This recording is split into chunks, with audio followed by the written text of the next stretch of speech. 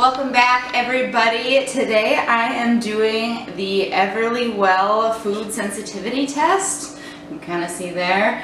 I just ordered this online. You can either order it through their site or I got it through Amazon because it was like 15% off. But the reason I'm doing this, and maybe people have noticed too, I've had a lot of like skin rashes, so my face always looks really red lately. And it seems like it comes after I eat foods, but I can't figure out necessarily which ones to avoid. So I don't want to just cut like every allergen out. I should maybe do the elimination diet, but I figured I would try this first because I've heard good reviews about it. And it tests against 96 foods, including like dairy, so you get eggs, yogurt, cheese. There's a whole bunch of fruits, a bunch of grains, different kinds of meat and seafood, lots of nuts, spices, vegetables. So it tests against like 96 of common everyday foods, which I eat a lot of these. And it'd be nice to know too, because it seems like it started maybe after I started drinking coffee, but everyone's like, you can't be allergic to coffee or you're intolerant to coffee, whatever. And that's actually on here. So I'm looking forward to seeing if that's what it is or if it's something else. Anyway, it comes in this nice little box, and then we open it and it gives you step-by-step instructions. So lift to begin. So the first thing is you're supposed to like activate your kit, and they give you a little code down here to type in to register your kit online.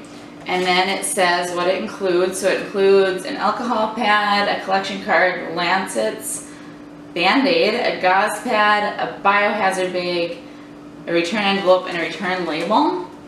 And then it goes through kind of some of the instructions here, how to do it. So you have to register your kit before you collect, because you can't process your sample if a step is missed. And then you want to drink water 30 minutes before collecting. I'm sure it's just to make sure there's blood flowing to your fingers. And then it says let your hand hang by your side for 15 to 20 seconds and shake your hand back and forth several times. Again, I think this is just to get the blood to your fingertips. If you've ever done different testing like that, you'll know that you have to like pinch it and poke through that, which I'm not looking forward to. And then it says select your ring or pinky finger and clean the desired puncture site with the alcohol pad. So then there's like a 1 and a 2 box here. So if I open that, I have, on the one side, I have an alcohol pad, a Band-Aid, and my lancets. And then there's also a gauze pad. We'll take those out. And then on step 2, I have my collection card. I'll try and get it closer here so you can kind of see maybe how that is. See if I can get you to focus on here.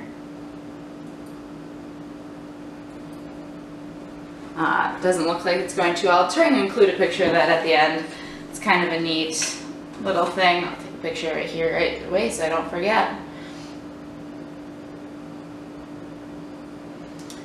And then there's also a biohazard bag, and then it says on the bottom, it's just the bottom of the box, if you need help, contact them. And then in the bottom of the box there is a return address label and a little packet to put your biohazard bag in. So now that we have that, I'm like getting warm because I don't want to poke myself. I know it's not that bad. Some people have to do this every day. I know diabetics do and everything, but I am a wuss, so it's a little bit stressful. So we'll hang our hand by your side and then we'll start poking. Okay, so I have my alcohol pad. Hopefully I don't wuss out here. I was thinking I'd wait until Race was home so he could just poke my finger for me, but probably better to just get the test done instead of continuing to put it off. So I have my alcohol pad, and I'm going to clean my finger off here. Keep breathing. I know you guys probably think I'm ridiculous, but then we're going to take this lancet thing and twist like that. Whoo-wee. Okay. So,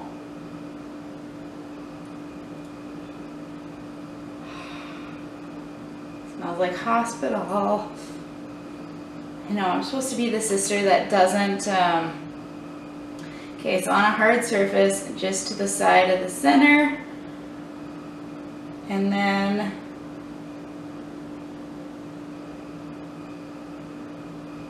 you're just supposed to press down until a click is heard, so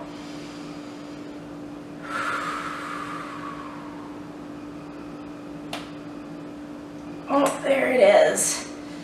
And then I hold it over the card. Sorry if you can't see.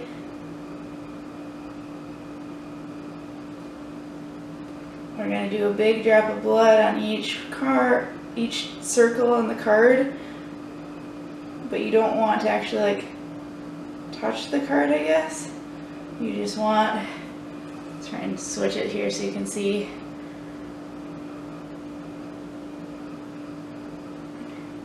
I'm glad I don't have to do this again. They sent 2 just in case the first one doesn't work. I don't really want to do it again. It's really not that bad though. I'm just being a wuss, guys. It really doesn't hurt that bad. It's just, I feel like it's just harder to do like the whole poking yourself with a needle thing. Like it seems easier when you're someplace that like the doctors do it for you. To you, I guess. So the thing is, you're just supposed to let these like fill up the circles, I guess. I don't know, I probably should have gotten bigger drops to start with, but I don't know if it matters if I go back over them. And maybe it is enough. I just want to make sure they actually have enough to test. I don't really know how it works that well. Okay, so applying bandage. See, they don't tell you when you're supposed to use the gauze. I suppose probably like right now. Do not rub or smear. Oh, don't allow multiple drops. So hopefully that didn't screw everything up. But I didn't have very much in the first one.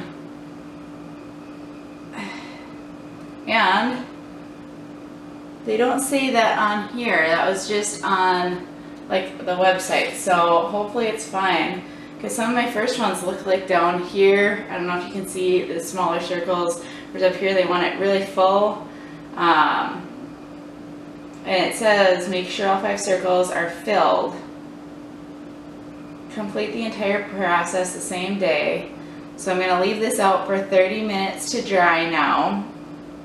And then apply to bandage, and then after it dries I'm going to put my name and date on the bottom of the card and the time.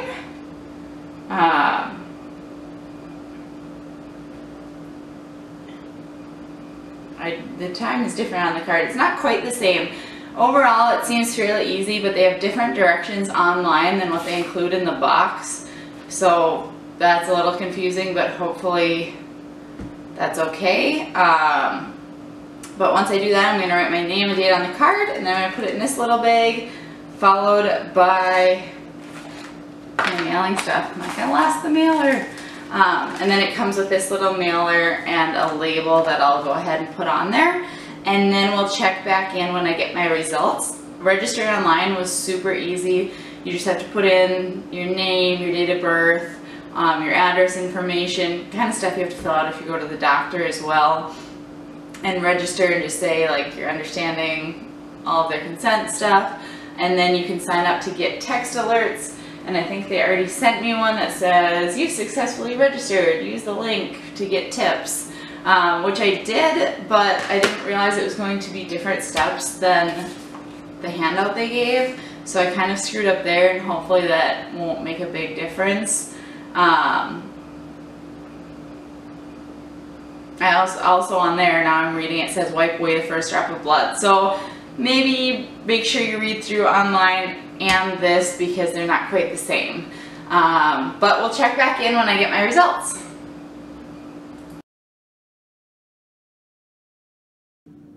So I got my results back. This is just kind of, shows the scale of low, mild, moderate, and high reactivity in their results. And when you do this, you'll get a result thing kind of like this, where it'll tell you what it is with the amount. So I have a few in here you can see that I should maybe be avoiding, and then there's a lot that I don't have a reactivity to. So the plan now is, once you get this, you can start avoiding those foods. Or for me, I'm going to actually start an elimination diet, because if I don't have to, I don't want to give up, you know, sweet potatoes, bread, eggs, green beans, all of these different things. Yes, I could just take them all out, but since I don't entirely know what it is, I am just going to go a full-blown elimination diet. But overall, the test was very simple to do. The results were fairly quick, and I would definitely recommend this if you are having some issues with either upset stomach or bloating or unexplained weight gain. Had a little bit of all of those, as well as a rash, like face rash after I eat sometimes. So that's why I did this test. It's a really neat document thing you get. Otherwise, you can also, like, just on their website, they show you different, like, you can click through the foods and it'll give you different ideas about like where you might be getting these reactivities. So like I said, a very good test, would definitely recommend, easy to use. So check it out if you have any doubts about your sensitivities to things. This will not tell you if you had a definite allergy. Like if you have a severe peanut allergy where you actually go like stop breathing and stuff, this isn't really to tell you that. This is to tell you what you just have a sensitivity to, which leads to more of, like I said, the bloating, maybe some weight gain, rashes, just generally not feeling well. And that is actually food intolerance, not an allergy. So that's what I was looking for, and hopefully that'll help you. Otherwise, if you are looking to do more of an elimination diet journey, be sure to check out my videos coming out later, and follow me as I do my elimination diet. Thank you so much for watching, and have a great day.